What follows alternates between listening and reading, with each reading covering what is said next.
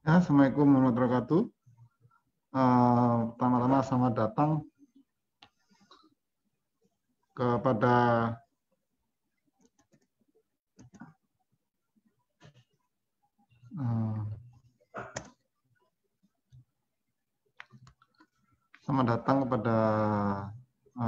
partisipan untuk acara Ngopi 2 ini.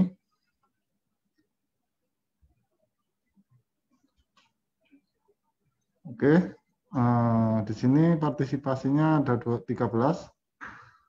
Mungkin langsung bisa saya mulai atau masih nunggu? Dimulai saja, Pak. Gimana? Dimulai saja. Oke. Assalamualaikum warahmatullahi wabarakatuh.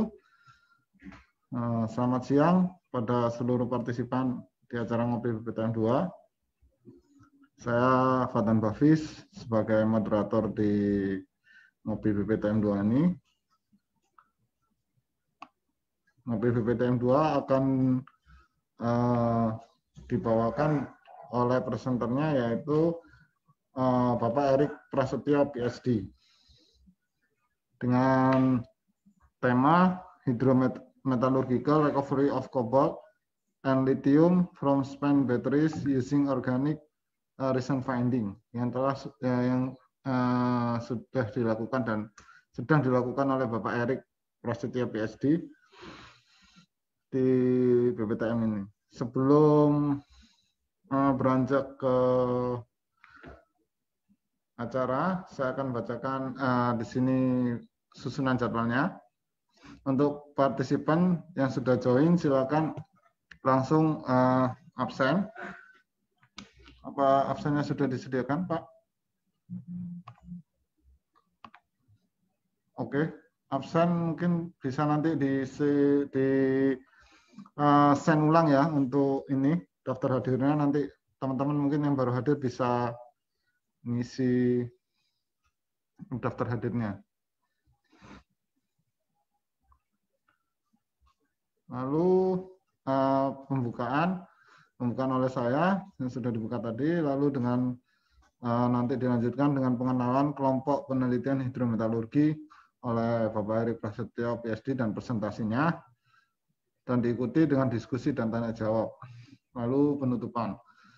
Dan sebelum penutupan nanti akan ada door prize 3 orang penanya terbaik yang akan diberikan kepada partisipan dengan penanya terbaik.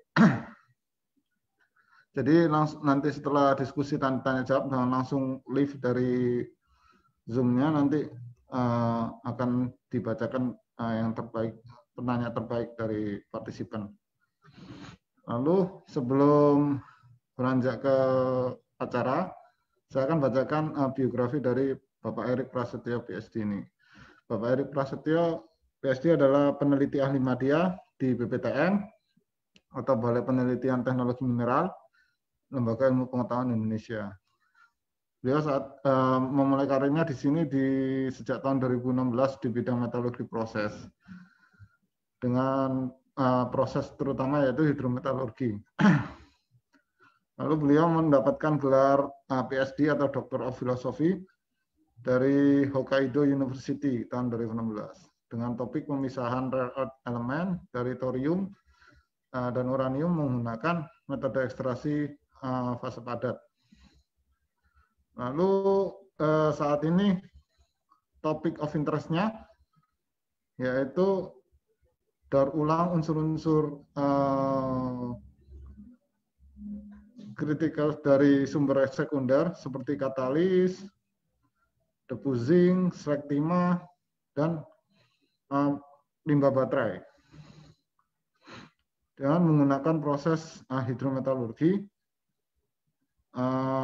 dan proses pemisahan dan pemurniannya seperti solvent extraction, ion exchange, dan presipitasi.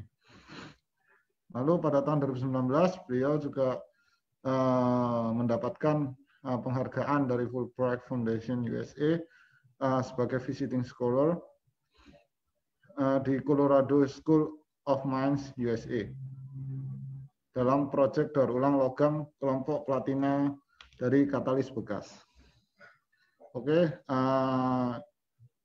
sekian dari biografi untuk presenter Bapak Erik Prasetyo, PhD.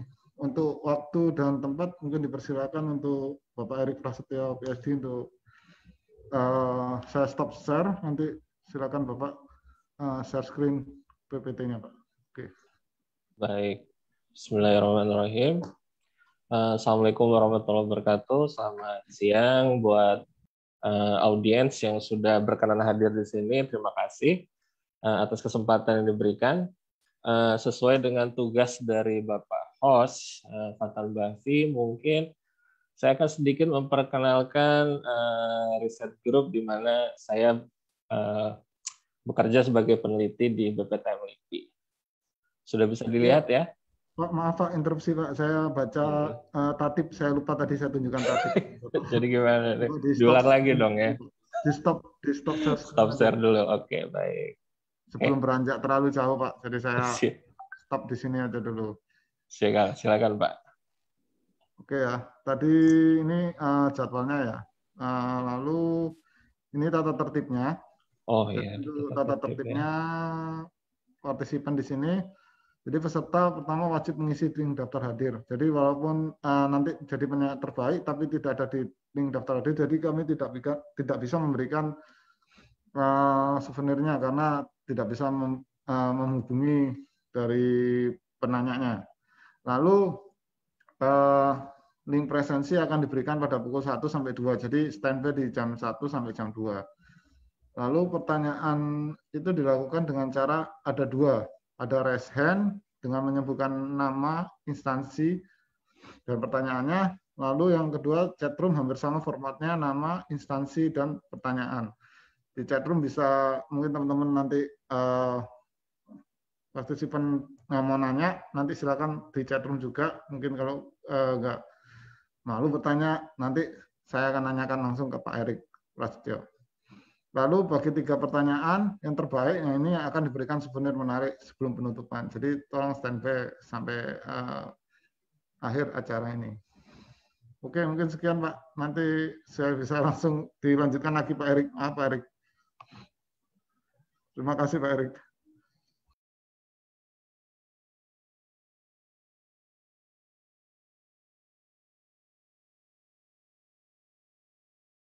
Masih mute. Pak Erik masih mute. Oke, udah ya. Oke, kembali lagi bersama saya. Seperti saya terakhir katakan, insya Allah saya akan share mengenai sedikit aktivitas penelitian di riset grup kami, yaitu di hidrometalurgi. Jadi di BPTM ada 3 riset grup, pirometalurgi, hidrometalurgi, dan non-chem. Jadi secara singkat, in nutshell, apa yang kami lakukan di hidrometalurgi itu adalah proses ekstraksi unsur-unsur yang kita inginkan dengan metode chemical. Jadi kebanyakan kita pakai proses-proses di dalam larutan gitu ya. Jadi ini saya tampilkan roadmap dari kegiatan riset di penelitian hidrometalurgi. Jadi target dari bahan baku yang kami gunakan itu selain sumber daya primer, jadi sumber daya primer ini bisa kita bilang adalah sumber daya mineral yang kita bisa jumpai di alam atau alami gitu ya. Tapi karena kondisi sekarang ini demand itu semakin meningkat, kemudian cadangan kita semakin menipis, maka kita sedikit beralih kepada sumber daya sekunder, yaitu kurang lebih daur ulang. Jadi karena sumber daya alam itu sudah banyak digunakan dan dimanfaatkan dan habis masa pakainya, kenapa tidak kita daur ulang lagi sehingga hasilnya itu bisa kita manfaatkan kembali. Jadi ada beberapa topik yang kami lakukan, seperti saya sebutkan tadi, pemanfaatan sumber daya primer, terutama sumber daya primer yang kadar rendah. Kemudian teknologi ekstraksi pemurnian untuk peningkatan efisiensi dan kualitas produk atau development. Kemudian ada juga recycling untuk pemanfaatan sumber daya sekunder. Dan salah satu topik yang saya tertarik sekali di sini adalah eksplorasi penggunaan reagen-reagen chemical atau novel reagen yang lebih ramah lingkungan. Selain itu, kita juga melakukan optimization dan control system, dan terakhir adalah proses ekstraksi dan pemurnian logam jarang dan tanah perak.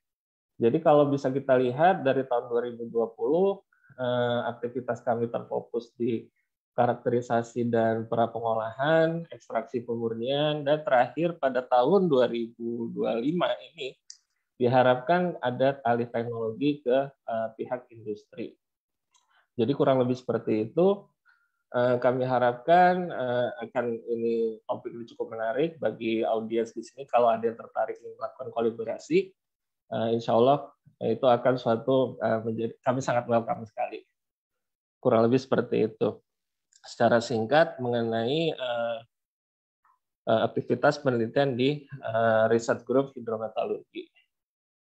Oke, sekarang yang ingin saya tampilkan adalah acara inti, yaitu presentasi hasil penelitian kami. Ya, ini sebenarnya penelitiannya masih ongoing ya. Sebentar. Shoot. Sudah bisa dilihat ya? Atau belum? Pak Fatan masih mute kayaknya. Sudah. Oh, sudah ya. Oke, baik. Terima kasih. Oke.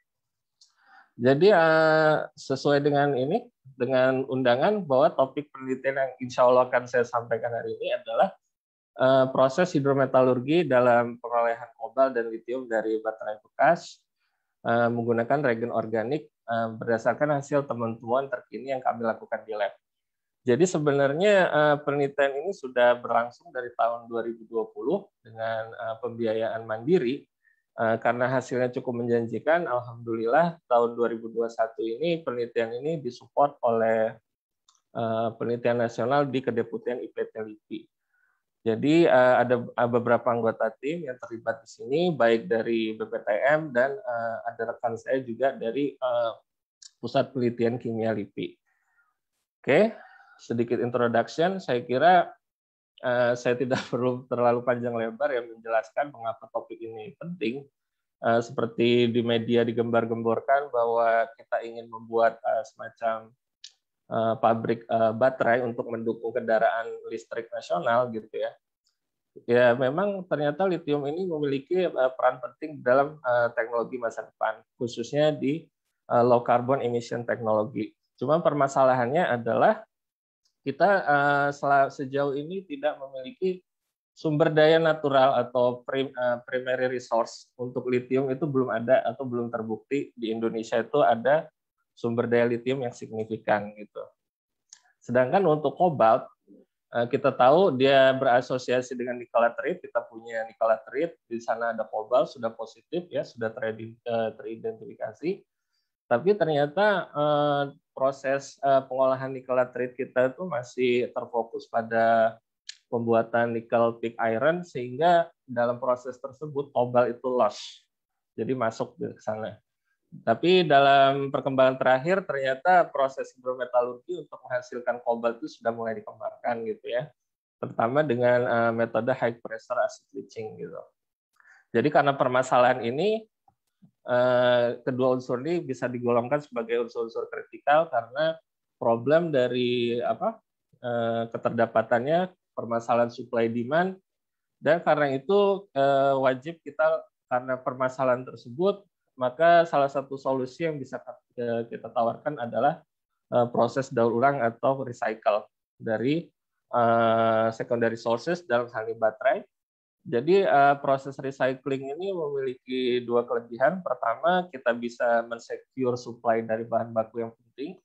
Dan yang kedua, itu bisa mengurangi beban di lingkungan. Karena berdasarkan penelitian terakhir, sebagai pandangan, itu ya, sebagai ilustrasi, pada tahun 2020, itu limbah baterai bekas itu bisa mencapai 400 juta ton di dunia ya, bukan di Indonesia. Tapi dari angka tersebut bisa kita lihat bahwa baterai bekas ini adalah sumber daya yang sangat-sangat signifikan. Oke, berikutnya adalah introduction sedikit mengenai prior art. Apa saja yang sudah dilakukan oleh peneliti dalam topik ini. Jadi sebenarnya topik recycling baterai ini bukanlah topik yang baru, sudah lama dilakukan. Itu kurang lebih literatur yang bisa saya dapat itu paling lama itu sekitar tahun 2005. Mungkin ada yang lebih tua lagi. Dan kebanyakan proses-proses yang digunakan, proses ekstraksi itu yang digunakan adalah hidrometalurgi. Jadi dalam untuk proses lainnya, pyrometalurgi atau proses bioleaching, sejauh ini belum ada penelitian yang mengembangkan lebih lanjut, karena masalahnya di dalam proses ini pyrometalurgi itu membutuhkan bahan baku yang kadarnya cukup tinggi. Sedangkan dalam baterai itu kadarnya cukup rendah, sehingga secara ini hitung-hitungan pyrometalurgi saya kira kurang mungkin. Nanti ada Mas Fajar atau Pak Fatan bisa meng-counter pendapat saya ini ya Pak ya. Next, karena terfokus pada proses hidrometalurgi ini, beberapa jenis reagen yang sudah pernah digunakan itu kalau boleh saya kelompokkan itu ada dua. Pertama itu adalah strong acid, seperti nitric acid, sulfuric acid. Dia memiliki kelebihan kinetika leachingnya cepat, tapi dia masalahnya hazard, ya, seperti korosi, handlingnya, kemudian ya seperti itu, ya. Kemudian dalam proses hidrometalurgi kita diperlukan suatu reduktor, itu wajib ada. Karena reduktor ini berfungsi untuk meningkatkan solubility dari kobalt. Kalau kita bisa lihat reaksi ini, kobalt di dalam raw material ini trivalen. Ini sangat-sangat tidak larut. Jadi supaya dia bisa larut, dia harus direduksi menjadi kobalt divalen seperti ini. Oleh karenanya, reduktor itu wajib hadir di dalam lixivian dalam proses leaching baterai ini kalau mengandung kobalt. Jadi beberapa jenis reduktor yang sudah pernah dicoba, antara lain hidrogen peroxide, natrium sulfit, bisulfit, kemudian ferrous iron, dan beberapa jenis reduktor organik seperti metanol, vitamin C, ascorbic acid, dan gula. Selain reduktor, juga lixivian itu harus ada yang namanya kompleksan. Dalam hal ini adalah organic acid. Itu salah satu kelas lain dari chemical yang digunakan dalam proses leaching lithium baterai. Jadi organic acid ini didominasi oleh polikarboksilik acid seperti sitrat, kemudian asetat, laktat, dan seterusnya. Dia ini umumnya digunakan pada kondisi leaching itu weak acidic sampai weak alkalin. Problemnya dari organic acid ini adalah kinetikanya yang termasuk lambat, slow, walaupun kita berpikir bahwa organic acid ini memiliki kelebihan dalam hal lebih safe daripada strong acid, tetapi karena kinetic leaching-nya slow, dia high reagent consumption-nya juga menjadi tinggi, sehingga kalau kita tawarkan ke pihak industri, ini akan menjadi masalah gitu ya. Hitung-hitungan ekonominya juga akan menjadi masalah. Oke, bisa kita lihat ini yang ingin saya tampilkan di gambar sebelah kanan ini adalah diagram Purbake dari kobalt. Lithium tidak saya tampilkan karena secara teoretikal lithium itu salah satu unsur yang mudah sekali larut. Jadi kondisi pH-EH itu tidak terlalu berperan penting di dalam proses solubilization. Jadi yang saya tampilkan hanya kobalt aja. Kita lihat ini garis biru, ini boundary dari spesies kobalt kalau tidak ada kompleksan. Jadi di dalam larutan hanya ada kobalt dan anion-anion organik seperti sulfat. Jadi bisa kita lihat di sini bahwa kobalt itu akan mulai mengendap atau terhidrolisis sebagai kobalt hydroxide itu pada pH sekitar 7,5, bisa kita lihat di sini. Dan kalau kita perhatikan ini, yang garis warna pink, ini distribusi spesies kalau seandainya di dalam larutan itu kita tambahkan kompleksan. Kompleksan dalam hari ini misalnya asetat. Nah, dengan adanya asetat ini bisa kita lihat bahwa ambang dari mulainya terjadi pengendapan kobalt hydroxide ini semakin meningkat dari 7,5 menjadi sekitar 8.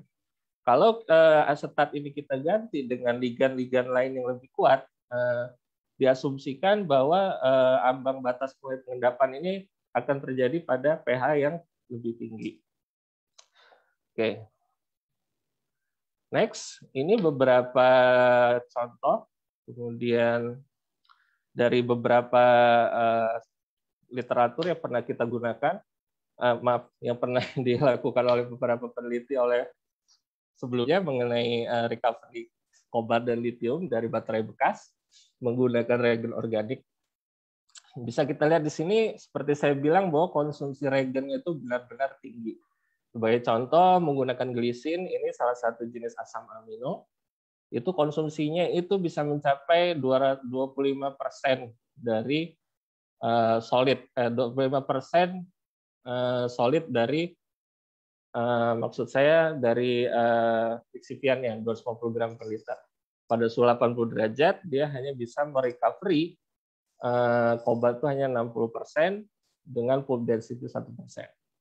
Jadi kalau bisa kita lihat ke bawah, ternyata angkanya besar-besar semua ya untuk regen-regen organik seperti sitrat itu bisa mencapai 420 gram per liter, kemudian maleat itu 119 gram per liter.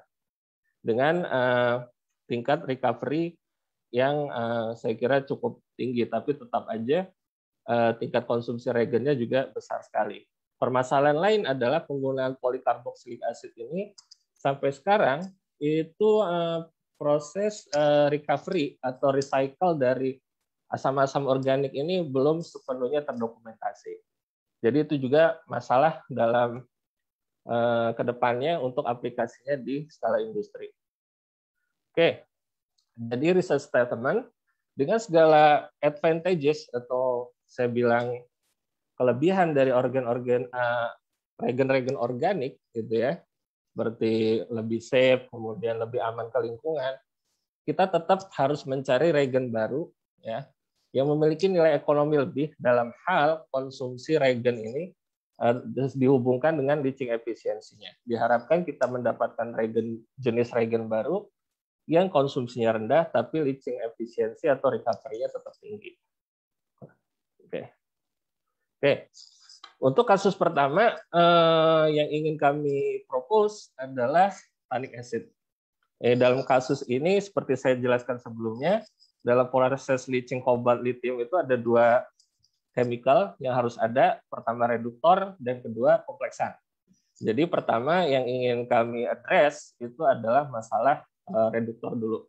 Jadi yang kami propose dalam hal ini adalah tannic acid. Mengapa tannic acid? Gitu pertanyaannya. Jadi berdasarkan penelitian kami sebelumnya dalam pengolahan biji mangan kadar rendah menggunakan metode hidrometalurgi, ternyata terdapat kesamaan ya antara leaching mangan dengan leaching kobalt ini, yaitu sama-sama perlu reduktor. Tapi perbedaannya dalam kondisi leaching mangan itu wajib dilakukan pada kondisi asam, sedangkan leaching kobalt tidak selamanya dilakukan dalam kondisi acidic. Oke. Berikut ini kami tampilkan reducing capacity. Jadi reducing capacity ini adalah berapa banyak elektron yang mampu disuplai oleh reduktor dengan massa 1 gram. Sebagai contoh, glukosa ini reducing capacity-nya 133,2 mili ekuivalen per gram.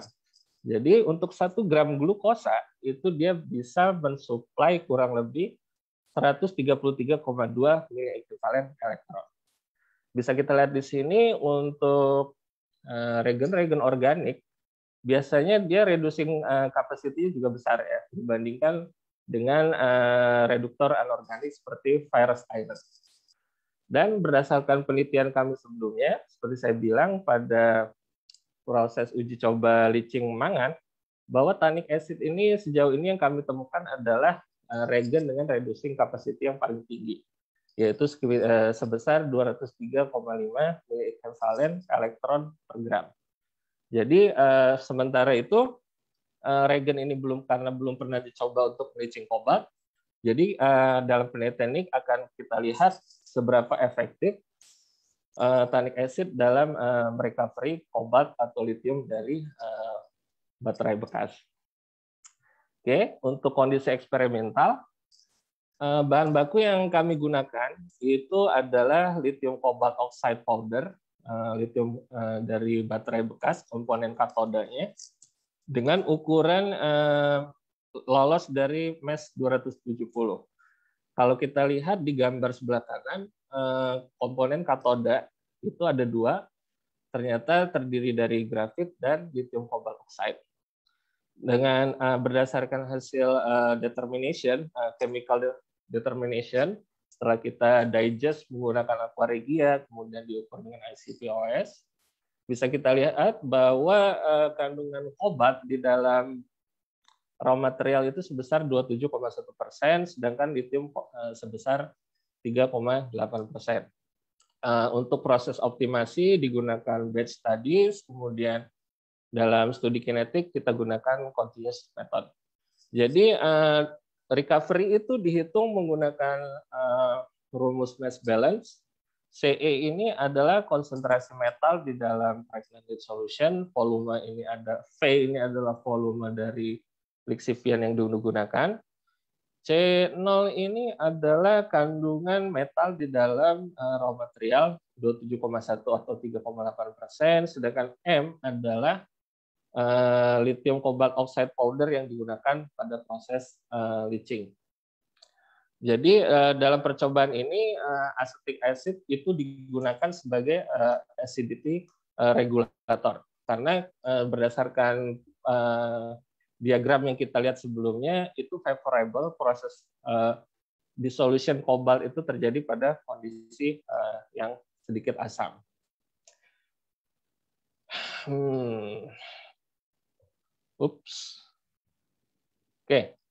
First result.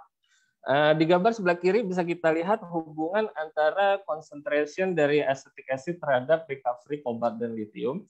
Jadi di dalam untuk mendapatkan hasil di gambar yang sebelah kiri ini konstan variabel yang digunakan yaitu tannic acid 10 gram per liter, kemudian pulp density-nya 2%, leaching pada suhu ruang selama 12 jam.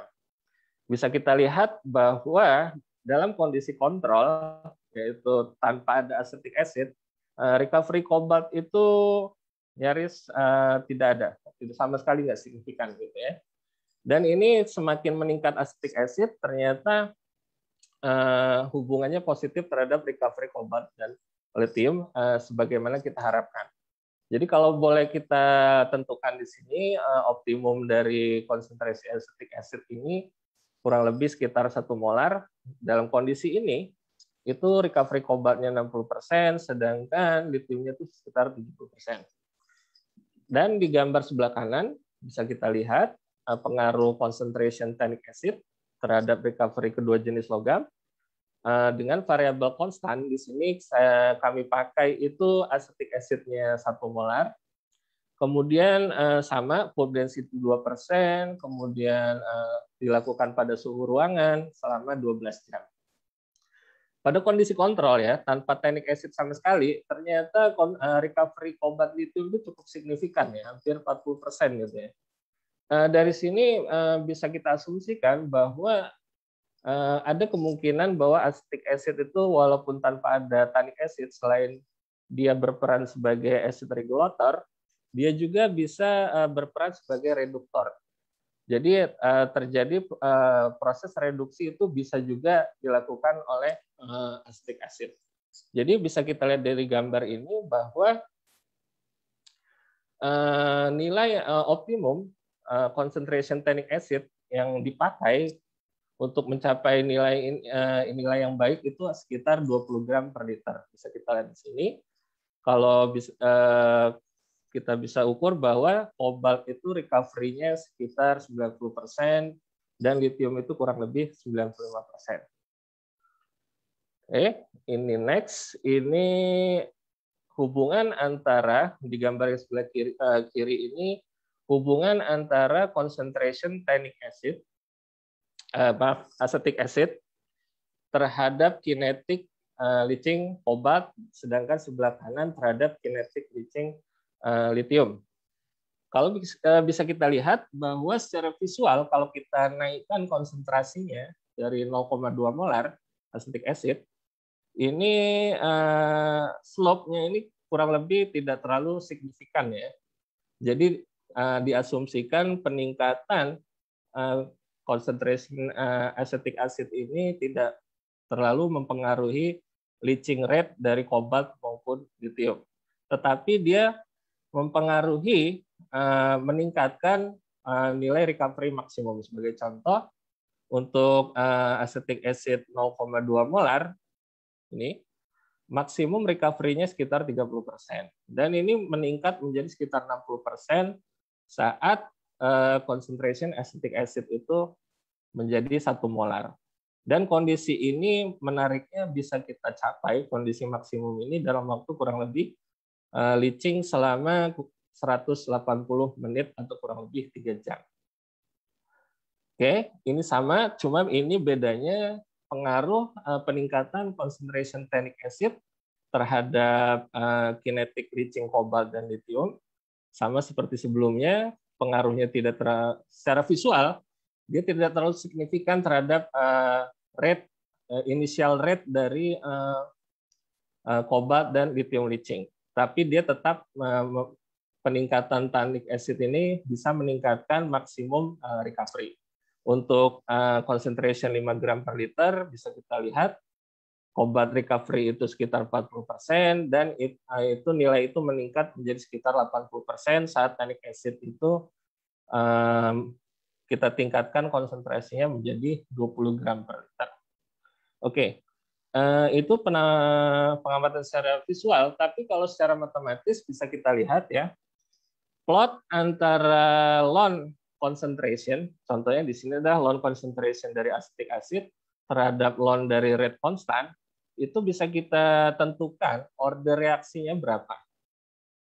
Jadi untuk leaching rate dari kobalt terhadap asetat itu order reaksinya sebesar 0,64.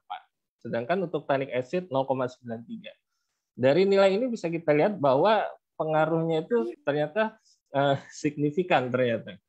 Sedangkan untuk lithium, acetic acid ini sama sekali pengaruhnya sama sekali nggak signifikan ya karena ordernya kecil sekali 0,02. Sedangkan terhadap tannic acid ordernya hanya sekitar 0,45. Jadi kalau bisa kita compare antara tannic acid dengan acetic acid dari berdasarkan nilai order bahwa tannic acid ini pengaruhnya terhadap leaching rate itu lebih besar daripada pengaruh dari acetic acid.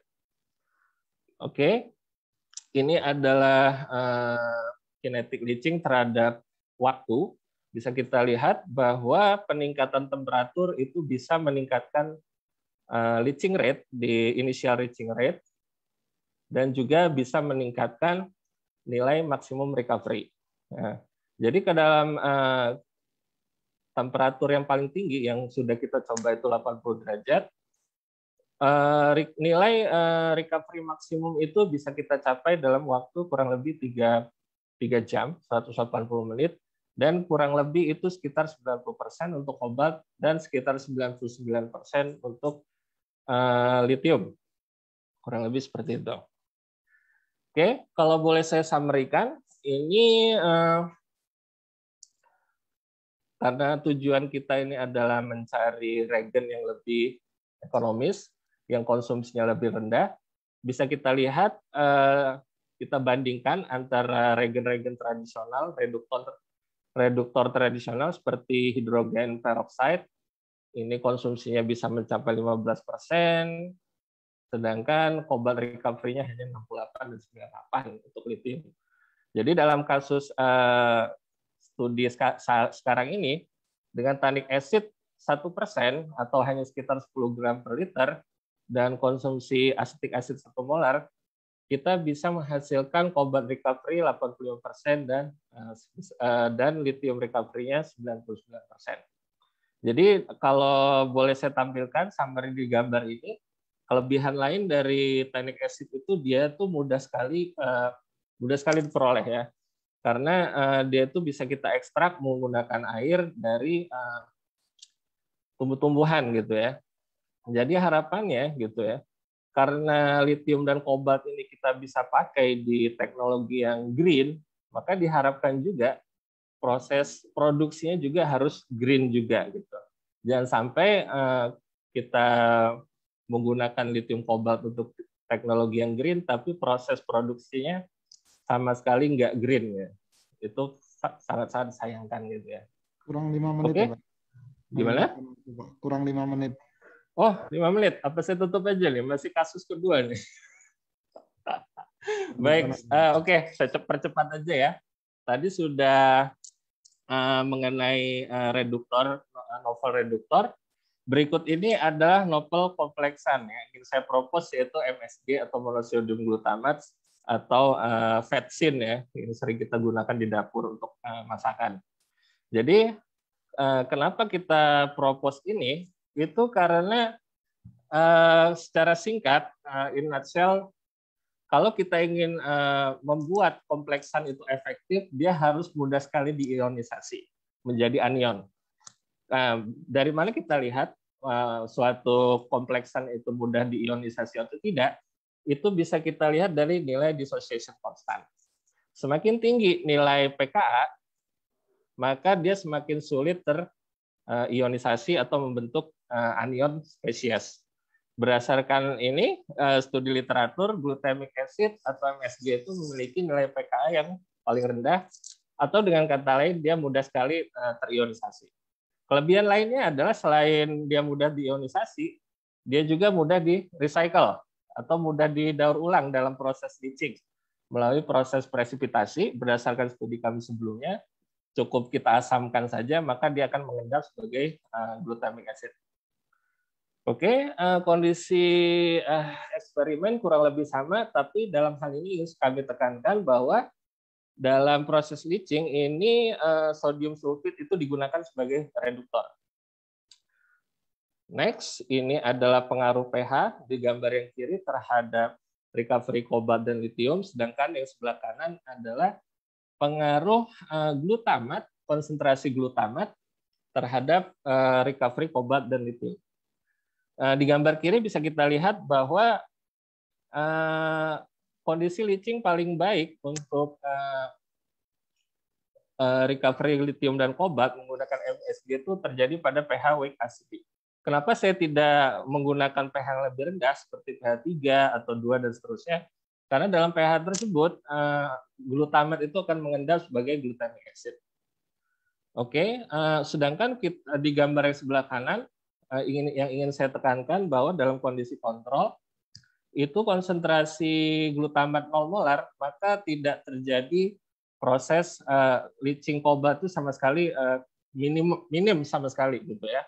Ini yang ingin saya tekankan di sini bahwa glutamat ini penting sekali, sehingga kalau dia nggak ada maka leachingnya juga nggak bisa terjadi. Jadi bisa kita lihat bahwa konsentrasi glutamat optimum di dalam gambar ini adalah 0,1 molar. Mungkin kalau diterjemahkan ke dalam gram itu sekitar 18 gram per liter.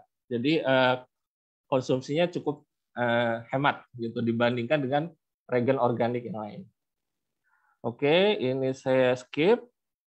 Ini kemudian adalah kinetik leaching, pengaruh pH dari recipient terhadap kinetik leaching lithium dan kobalt di sebelah kiri dan sebelah kanan.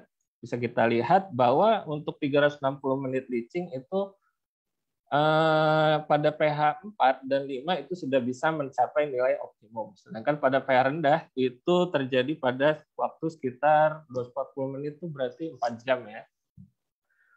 Oke. Next, ini pengaruh konsentrasi glutamat terhadap kinetik leaching. Pada konsentrasi 0,1 molar itu maksimal obat recovery itu sebesar 95% itu dicapai dalam waktu 6 jam. Sedangkan untuk lithium itu sama, kurang lebih sama. Jadi waktu 360 menit ternyata belum sepenuhnya mencapai nilai maksimum dari proses leaching ini. Oke. Ini kurang lebih pengaruh suhu, bisa kita lihat di sini. Semakin tinggi suhu, maka kondisi optimum itu semakin mudah dicapai. Sebagai contoh, untuk 80 derajat, kondisi optimum bisa kita capai kurang lebih itu 120 menit, itu sudah nilainya sudah maksimum. Untuk 80 derajat, bisa kita lihat recovery kobalt itu hampir mencapai 90%, dan lithium kurang lebih sama, sebesar 90%. Oke, kalau boleh saya summary-kan, yang ingin saya tekankan di sini adalah untuk kondisi optimum, kobalt recovery itu bisa mencapai 90%, di mana konsumsi regen itu hanya 9 gram per liter pada suhu 80 derajat, dan suhu pulp density-nya 2%. Dan nilai ini, kalau boleh saya ulang lagi, sangat-sangat rendah dibandingkan dengan literatur sebelumnya menggunakan berbagai jenis regen organik sebagai kompleksan. Jadi saya kira MSG ini akan dapat dijadikan sebagai regen potensial dan bisa diaplikasikan pada skala industri, gitu kurang lebih seperti itu. Saya kira seperti itu, Pak Fatan. Terima kasih teman-teman atas perhatiannya. Saya tunggu diskusi dan pertanyaannya ya. Assalamualaikum warahmatullahi wabarakatuh. Oke, terima kasih Pak Erik Prasetyo atas presentasinya yang menarik tentang hidrometalurgi ya. Apalagi ada penemuan terbaru tentang menggunakan MSG ya, regen yang baru, dan hasilnya sangat menarik dengan pemakaiannya lebih sedikit daripada regen-regen lainnya di kesimpulan. Jadi sebelum saya beranjak melemparkan tanya jawab, saya mengingatkan kembali kepada partisipan untuk segera mengisi daftar hadir. Kan sudah di-share ya, di chat, silakan dicek. Di situ silakan segera mengisi daftar hadir agar dapat nanti panitia menghubungi bila partisipan menjadi penanya terbaik. Nanti ada 3 penanya terbaik. Jadi kalau memang tidak ada di sini, nanti bisa gugur. Tidak ada di daftar hadir. Oke. Sekarang saya buka untuk penanya. Saya buka langsung ya. Sesi pertama mungkin 3 pertanyaan dulu. Silakan secara raise hand, open video, atau melalui chat silakan.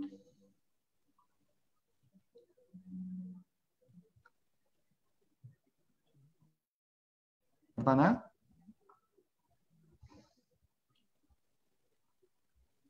Ya, ini ada pertanyaan dari Yuliana Sari, Universitas Lampung. Sari.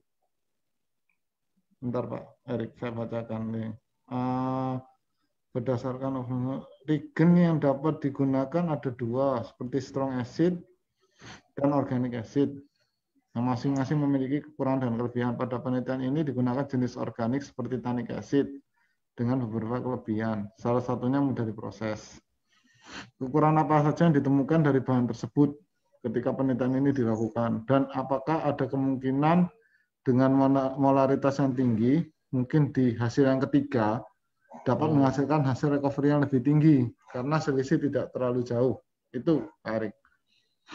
Pertama kekurangannya, dan apakah ada kemungkinan dengan molaritas yang lebih tinggi yang mungkin di hasil yang ketiga nanti Pak Erik melakukan penelitian yang ketiganya dapat menghasilkan hasil recovery yang lebih tinggi karena selisih tidak terlalu jauh. Seperti itu Pak Erik. Oke, saya ulangi dikit ya. Pertanyaan pertama, apakah ada kekurangan dari regen-regen ini? Iya. Pertanyaannya, jawaban saya pasti ada. Kalau dari studi kinetik, contohnya menggunakan MSG ya, bisa kita lihat bahwa kalau pada suhu ruang itu recovery-nya itu sangat lambat sekali gitu ya. Jadi masalahnya di situ. Jadi masalahnya masih pada faktor kinetik. Jadi kalau kita ingin mengoptimalkan proses leaching, mau nggak mau berdasarkan penelitian saya, itu harus setidaknya dilakukan pada suhu-suhu yang mild, 50-80 derajat Celcius. Itu kekurangannya yang pertama. Tapi kekurangan ini, kalau boleh saya membela diri, udah lumrah ya kalau kita pakai regen organik gitu ya. Seperti saya tampilkan di sini. Saya boleh share screen lagi ya. Boleh Pak.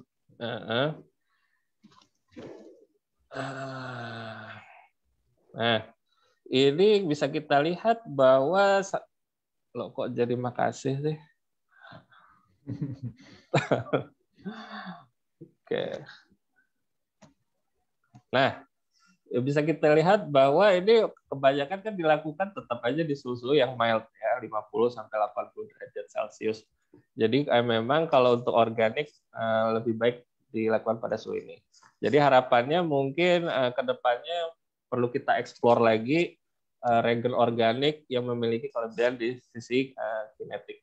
Atau bisa juga kita lakukan efek sinergis ya. Gimana caranya supaya kinetik ini semakin cepat, kita gabungkan beberapa jenis regen organik sehingga kinetiknya menjadi cepat. Kekurangan yang kedua adalah dengan menggunakan regen organik ini, proses pemisahan dan pemurniannya menjadi sedikit complicated gitu ya. karena ikatannya sangat kuat antara kobalt dan litium. Maksud saya kobalt dengan ligan. Jadi kalau dalam proses solvent extraction, dia sulit sekali ditransfer dari fase aqueous ke fase organik. That's the problem. Jadi kalau sedikit buka rahasia, sudah dilakukan percobaan solvent extraction pada pregnant lead solution menggunakan MSG. Itu sejauh ini belum ada regen yang mampu mengekstrak kompleks kobalt glutamat. Itu sudah dilakukan oleh mahasiswa bimbingan dari ITB, Mas Arya. Ternyata sejauh ini sudah dicoba Cyanec, kemudian Oxim juga seperti LIK 84. Ternyata sejauh ini nggak bisa. Jadi problemnya itu sekarang. Oke, pertanyaan kedua apa tadi? Tadi tentang apa namanya recovery itu dapat lebih tinggi nggak dihasilkan apabila molaritasnya dinaikkan? Yang mana ya? Itu yang ini, bukan? Mungkin yang tadi itu Pak, yang result Ini. 2. Ini. Ya ini di result 3 ya. Kalau molaritasnya dinaikkan, maka ya secara teoretikal itu dia juga bisa naik karena trennya juga naik ya. Juga ini bisa kita lihat dari persamaan matematik. Kalau kita tingkatkan concentration-nya, maka secara teoretikal juga rate-nya juga akan semakin meningkat. Cuma ini saya batasin, kenapa cuma sampai 20 gram per liter, karena saya ingin menekankan kelebihan dari tannic acid ini konsumsi regennya itu rendah. Kurang lebih seperti itu. Jadi kalau saya tingkatkan menjadi 100 gram per liter, itu tidak bisa saya compare lagi dengan regen-regen organik sebelumnya karena konsumsinya ya jadi sama aja gitu loh. Oke. Kurang lebih seperti itu.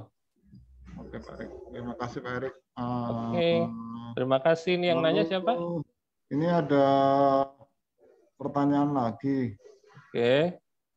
Sebenarnya ini yang dari ada 2 dari Simon Indika. Nah, Simon ini dari mana ya? Mungkin bisa ini ya, soalnya nggak ada nama. Kita suruh dia ngomong langsung aja, Mas, gimana? Ya, mungkin seru ya. Saya kurang tahu ya. Dari mana ya, Pak Simon atau Mas Simon? Halo, Mas. Halo semuanya. Ya. Jangan-jangan Profesor Simon ini. Enggak, bukan, Bang. Saya hanya karyawan Indika aja. Saya juga kebetulan dapat linknya dari mana ya? Aku lupa dari siapa. Indika ya, dari Indika ya, maaf. Ya, seberang LIPI. Oh. Ya. Jadi ya, gimana Mas? Pertanyaannya ini apa Simon ya tentang apa? Ekstraksi litium dan koper dari temuan mineral Indonesia mengenai diskusi ya dengan Pak Erik ya atau nanti maksudnya nanti dengan BPTM mungkin bisa itu mungkin nanti ya Pak ya kalau misalnya masalah diskusi online mungkin nanti bisa ditemui ke kantor kami yang mungkin dekat ya untuk masalah boleh. Terus yang kedua tentang apa di mana temuan mineral itu bisa didapatkan itu nanti bisa dijelaskan mungkin Pak Erik mineral itu bisa didapatkan dari mana itu tadi Pak untuk litium dan kobalt itu. Oke. Tadi seperti ini ya, sebentar. Untuk litium itu kalau yang sudah saya baca itu sudah dilakukan oleh Mbak Latifah, itu dari P2M. Beliau itu mencoba ekstraksi litium dari brine. Kemudian ada juga teman-teman kalau nggak salah dari siapa ya Pak Bayu atau Mas Indra yang mencoba recovery litium dari geothermal water gitu ya. Tapi bagaimanapun itu sejauh ini belum ada report gitu ya. Berapa sih jumlah cadangan litium kita, berapa banyak itu belum ada. Tapi kalau percobaan ekstraksi sudah dilakukan. Kemudian ada juga paper dari Mbak Latifah itu beliau itu mencoba ekstraksi litium dari sumber primer yaitu mineral spodumen gitu ya. Kalau lagi-lagi itu jumlah cadangannya juga belum ada reportnya karena mineral spodumen ini kalau apa ya?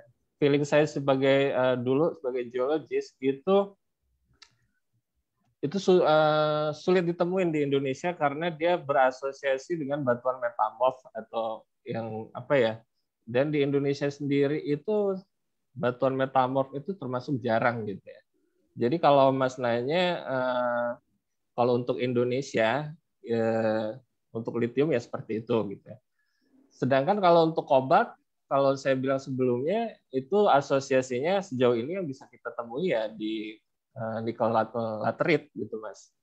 Dan saya kira untuk studi recovery kobalt ini sudah banyak dilakukan seperti Mbak Widi ya dulu kalau nggak salah Mbak Widi S3-nya ekstraksi nikel kobalt kalau nggak salah ya, mohon saya dikoreksi. Kurang lebih seperti itu Mas. Yang Mas tanya ini jenis mineralnya atau gimana Mas? Benar, enggak sebenarnya tentang ekstraksinya sendiri sih Mas, karena kebetulan kemarin kebetulan maksudnya salah satu proyek yang harus dicari itu tentang teknologi ekstraksi mineral juga sih, yang ada kaitannya dengan baterai EV ya, salah satunya sama lithium. Yang Mas Erik bilang sebenarnya udah terkonfirmasi juga sih dengan Badan Geologi yang ada di Bandung tuh katanya memang ada teknologi untuk ekstraksi lithium itu kalau nggak salah di LIPI udah ada katanya, cuman belum pernah ada diskusi sebelumnya. Bisa tanya langsung, kebetulan karena sekarang saya join partisipasi di sini secara sengaja yang mau tanya lanjutannya tuh kayak gimana sih ke depannya. Mungkin nanti aku bisa kontak siapa, Mbak Vidya? Mbak Latifah ya, oke. Ya. Jadi kalau proses ekstraksi dari brine itu sebenarnya nggak ada ekstraksi ya Mas ya, karena dia sudah bentuknya udah cair ya. Jadi tapi nggak semua brine ada kan? Betul. Cuma beberapa daerah aja ya. Iya, hanya beberapa daerah aja. Jadi kalau dari brine itu kayaknya kalau ekstraksinya nggak ada, dia lebih cenderung ke separation purification. Jadi kalau simple ya, oke. Ya nggak mesti simpel juga Mas. Jadi karena lithium ini unik Mas ya, karena solubility-nya gede banget. Jadi dia tuh nggak bisa kita kayak logam-logam lain gitu ya, bisa kita tarik pakai ligan atau pakai apa, dia susah sekali ditarik gitu ya. Jadi kalau penelitian Mbak Latifah itu sudah saya baca, dia itu sudah coba ekstraksinya itu dia pakai absorption. Jadi pakai mangan oxide. Ya, jadi pakai mangan oxide. Tapi proses ini saya kira untuk komersial itu kayaknya enggak ya. Kita masih tergantung pada proses pengendapan pakai lithium karbonat, pemurnian dan pemisahan lithium ini dari pregnant lead solution itu masih didominasi oleh presipitasi karbonat. Tapi kekurangan presipitasi karbonat ini ya kadar lithiumnya harus tinggi, nggak bisa rendah. Sedangkan di brine itu kalau nggak salah itu bisa ppb gitu ya. ppm aja nggak nyampe gitu. Di geothermal pun saya kira kasusnya sama kurang lebih. I see. Oke. Nanti saya boleh kontak lanjut ya Mas ya dengan versinya. Sama mau tanya juga sih, kalau Indonesia emang udah ada ya ekstraksi lithium itu sendiri? Mungkin tapi yang dilakukan oleh LIPI di luar, bisa jadi kayak PMA orang asing. Industri maksudnya? Yes. Kalau industri saya belum dengar. Kalau ada audiens yang sudah dengar, tolong saya dikasih tahu. Sama, tolong saya juga dikasih tahu. Saya belum dengar Mas. Kalau untuk industri ya. Oke. Sip. Udah itu aja. Terima kasih Pak Simon dari Indika. Ya. Oke. Ini ada lagi pertanyaan dari namanya Yilong 2002 Dian. Ini dari mana ya? Dari mana ya Mbak Dian? Dari Universitas mungkin bisa Sumbawa, Pak. Ya. Dari Universitas Teknologi Sumbawa, Pak. Oh, dari Sumbawa. Oh, dari Sumbawa. Jauh ya. Asam organik berasal dari food grade. Apakah ada regulasi khususnya di Indonesia terkait ekstraksi dan recovery logam menggunakan asam organik? Apa boleh digunakan untuk skala industri? Itu pertanyaannya Pak Erik.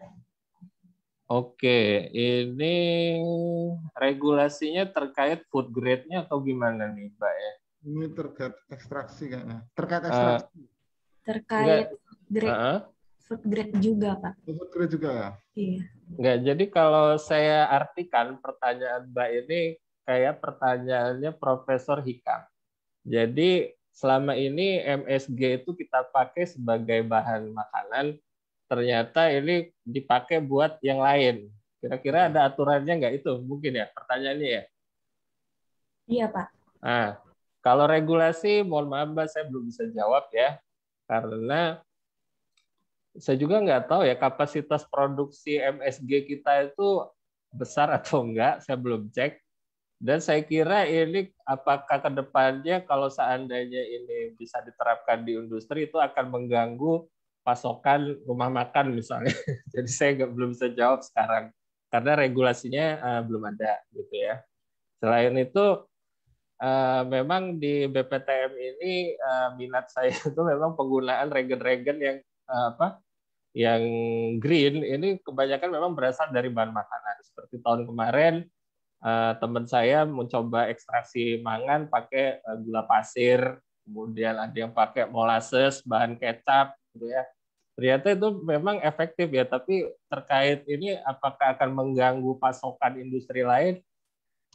Saya kira ini mungkin bisa kita sampaikan ke LIPI pusat, kira-kira bisa bantu nggak masalah regulasinya. Jadi mohon maaf, ini belum bisa saya jawab ya. Kemudian pertanyaan berikutnya ini apa ini? Maksudnya apakah boleh digunakan untuk skala industri? Ini apakah itu apa Mbak ini? Yang asam organik itu tadi, Pak. Seperti tannic acid, apakah boleh digunakan untuk skala industri? Iya. Saya kira kalau pertanyaan simpelnya, saya kira nggak ada masalah Mbak ya. Atau Mbak ada pikiran sesuatu yang membuat ini tidak bisa digunakan untuk skala industri, kira-kira apa Mbak kalau kita bisa diskusi? Karena yang saya baca nih Pak, asam organik berasal dari sintesis yang ada di bahan makanan ya Pak. Contohnya aja etanol itu kan dari jagung dan lain sebagainya. Jadi kan itu kan makanan dan itu kebutuhan kita gitu. Nah jadi kalau misalkan digunakan juga untuk reagen khususnya untuk ekstraksi atau recovery logam. Jadi yang seperti Bapak katakan tadi, maksudnya apakah mengganggu ketersediaan? Oh iya, berarti sebenarnya itu pertanyaan sama ya Mbak ya? Mengingat lagi kan katanya kalau penggunaan asam organik itu membutuhkan lebih banyak lebih banyak yang pokoknya dibandingkan dengan asam anorganik dengan organik yang Bapak sampaikan tadi lebih banyak yang ketika kita menggunakan asam organik kayak gitu Pak. Betul. Jadi sebenarnya yang kedua ini sama ya dengan sebelumnya. Apakah kalau ini jadi ke skala industri itu akan mengganggu pasokan industri lain? Ya. Kurang lebih seperti itu kan? Pak. Ya, ini untuk ini saya belum bisa saya jawab Mbak karena studi saya belum sampai sana. Kemudian sedikit saya ingatkan bahwa memang betul penggunaan organik itu konsumsinya menjadi tinggi. Makanya dalam penelitian ini kita eksplor apakah ada organik lain yang bisa kita gunakan sehingga konsumsinya menjadi rendah. Ya, ternyata dengan kita pakai tannic acid bisa kita push konsumsinya itu hanya 10 gram per liter dan kasus MSG bisa kita push lagi hanya 9 gram per liter dibandingkan regen-regen yang sebelumnya itu yang bisa mencapai ratusan gram per liter gitu loh. Baik Pak, terima kasih. Ya, sama-sama Mbak. Terima kasih ya Mbak. Tadi ini bukan saya salah ya, tadi Mbak Dian ini pertanyaannya direct message ke saya ya. Jadi saya bacakan yang berdasarkan chat aja. Bukan yang ke everyone ya, bukan untuk semuanya. Jadi ada tadi pertanyaan juga yang selanjutnya itu dari Aldo Jasriko Untirta. Ini mungkin udah sesi kedua ya. Jadi udah sesi kedua nih dari Mas Aldo Untirta atau pertanyaannya, nah saya bacakan dulu ya Pak Eri ya. Pada penelitian lithium ion battery, kira-kira pre-treatment apa yang tepat dilakukan untuk meminimalisir aluminium yang nempel pada katoda? Karena menurut yang saya baca, aluminium dapat mengkonsumsi asam. Oke, aluminium ya? Ya. Oke. Jadi kalau jawaban simpel, yaitu proses dismantlingnya harus kita lebih hati-hati. Karena kalau seingat saya bentuk aluminium itu memang apa sih, kalau dalam baterai itu kurang lebih seperti foil juga ya.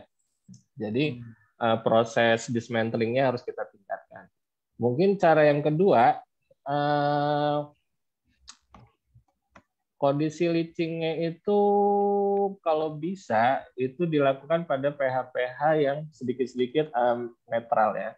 Karena dalam kondisi seperti itu aluminium ini seingat saya amfoterik, jadi dia hanya larut pada kondisi asam banget atau alkalin banget gitu ya.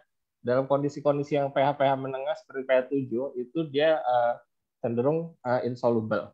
Jadi kalau ditanya bagaimana caranya meminimalisir kontaminasi aluminium dalam proses leaching, sejauh ini pengetahuan saya seperti itu. Oke, gimana itu Mas Aldo? Mungkin ada ini? Kalau metodenya itu Bapak melakukannya pakai cara manual atau bisa dengan leaching atau dengan ultrasonic cleaner, Pak?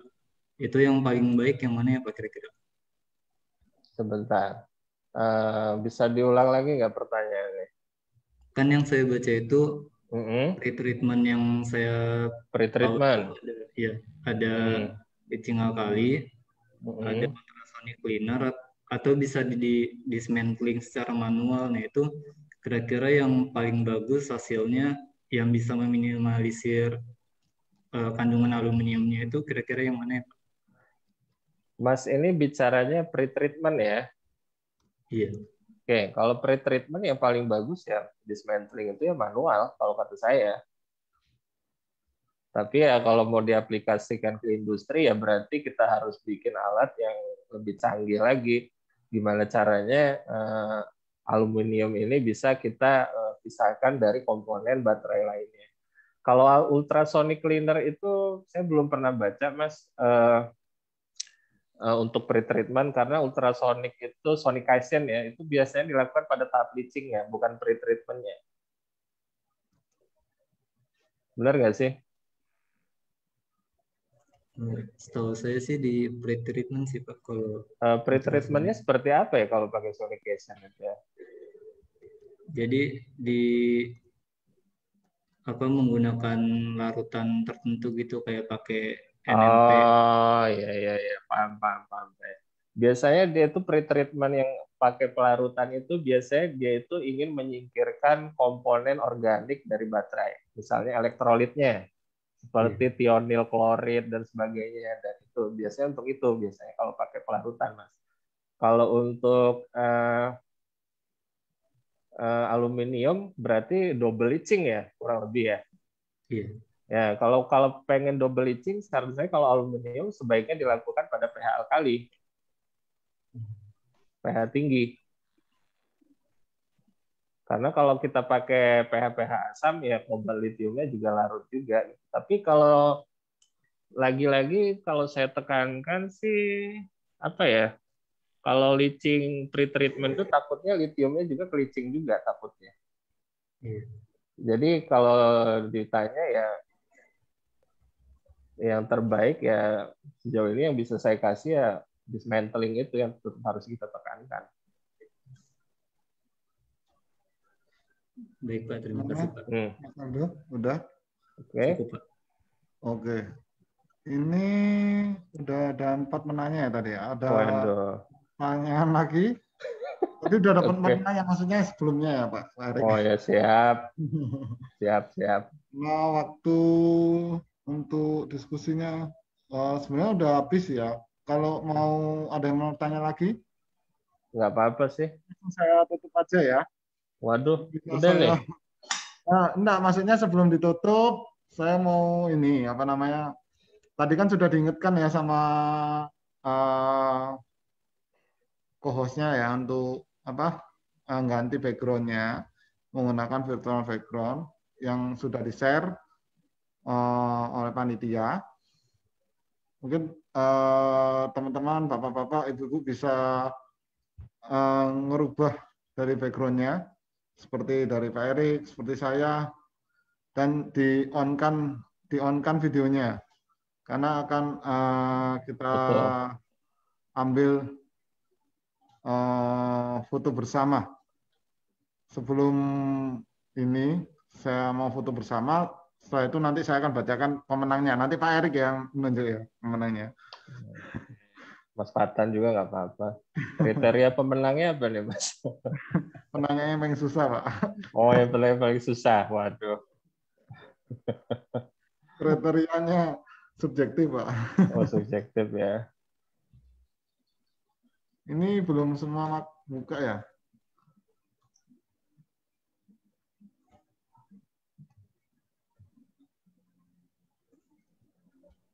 Ke partisipan. Gimana? Ini kayaknya lagi... Budisa bisa bantu saya cari ini. Nanti Budisa yang screenshot ya.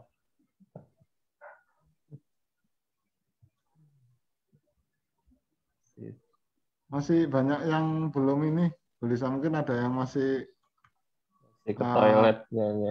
Masih ada yang belum di-on-kan ininya, videonya. Ya dong, di-on-kan nih. Ya. Mungkin masih ada.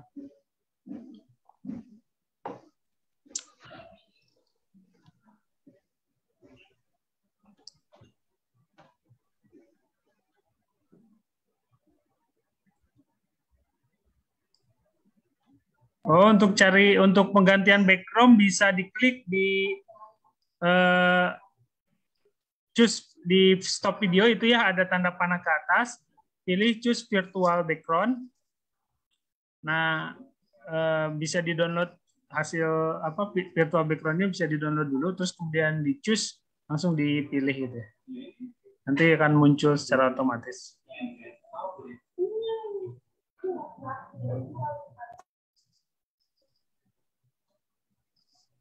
Gimana, Pak Vika?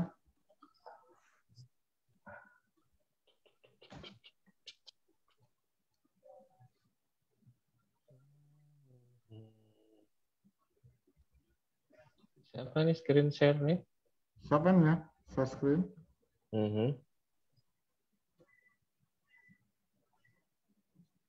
Sambil nunggu nih kayaknya bisa dapat pertanyaan satu nih, enggak?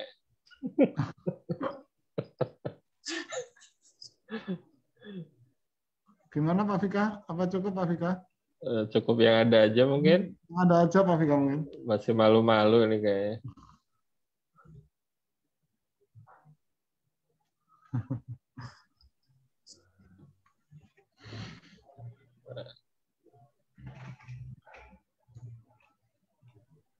Pak Vika. Nggak ada yang bisa on cam ini. Dia pakai HP. Oke, kita mulai ya. 1, 2, 3. Oke, slide pertama. Lanjutnya slide kedua. Hitungan 3 ya. 1, 2, 3. Oke. Terima kasih seluruh peserta. Pengambilan gambar sudah selesai. Oke, terima kasih. Oke, ini bisa dilanjutkan langsung ke penanya terbaik tadi ya dari 4 penanya. Silakan Pak Erik. Oh, Pak Ini Dibio ada nggak? Pilih 3 Pak ya. Jadi nggak ada ya Pak Dibio ya. Silakan pilih 3 Pak. Oke, dari saya ya. Ya. Itu dari Erik, Mbak. Dari saya nanti 1 Pak. Mbak Dian ya, yang dari Sumbawa. Karena itu pertanyaan yang tidak bisa saya jawab.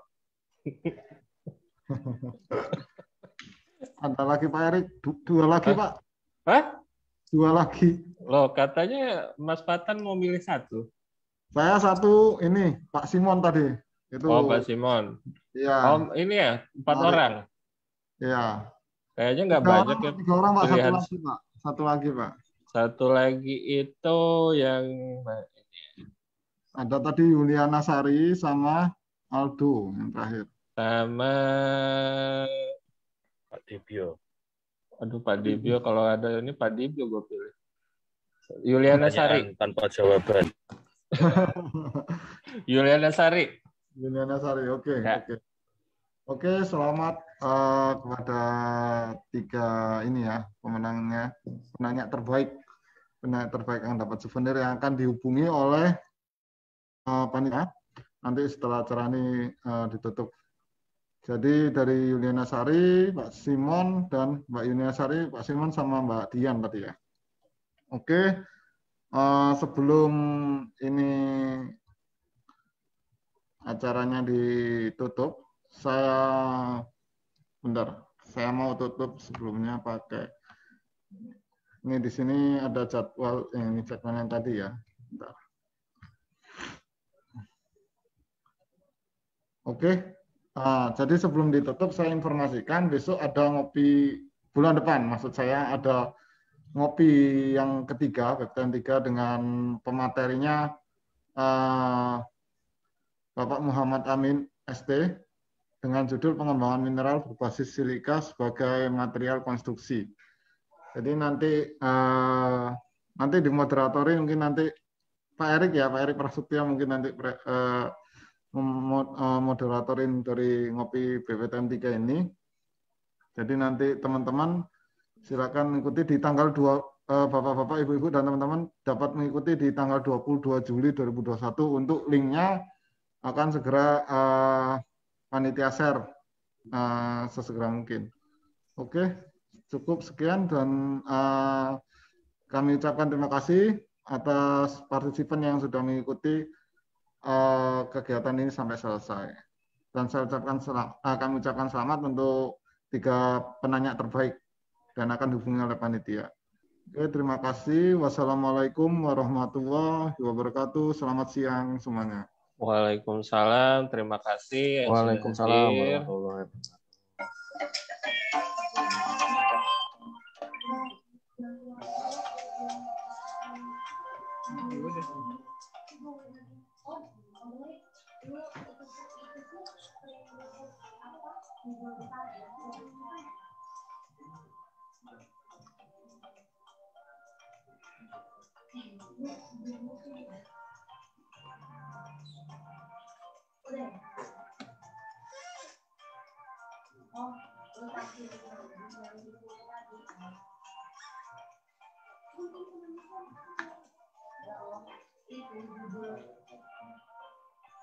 Ngopi sehat, ngopi.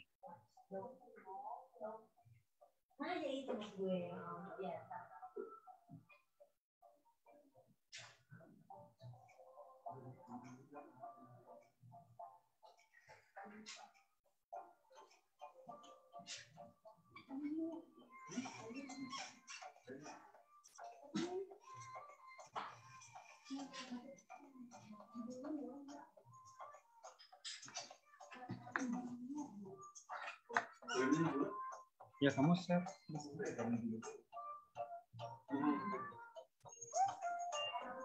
Mas Erik tadi itu mau nanya aku, Mas Erik.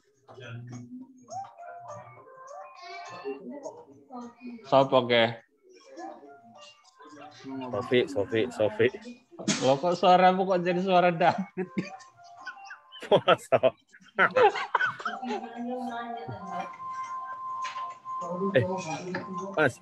Mas Erik. Lo kok dipot ini? Ya, gimana Mas? Mas itu MSG-nya itu maksudnya gini, kalau untuk dulu itu reduktor pakai ini ya, nikel. Itu kan ada reduktornya itu yang pakai NaCl. Nah, NaCl itu dulu saya pernah nyoba